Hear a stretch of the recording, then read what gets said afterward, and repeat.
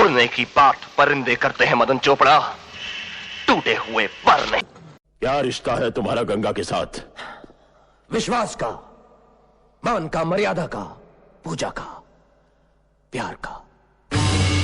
अगर गंगा की हिफाजत करना प्यार है तो है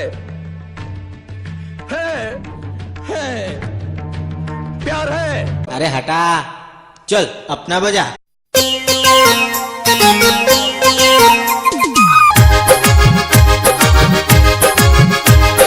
तोहर पापा के पापा बतेबोगे हम, तोहर मम्मी के मामा मनेबोगे हम।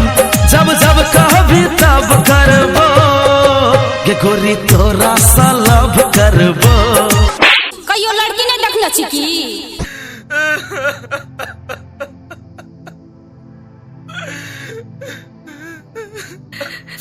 माफ कर दिया हमरा, प्लीज।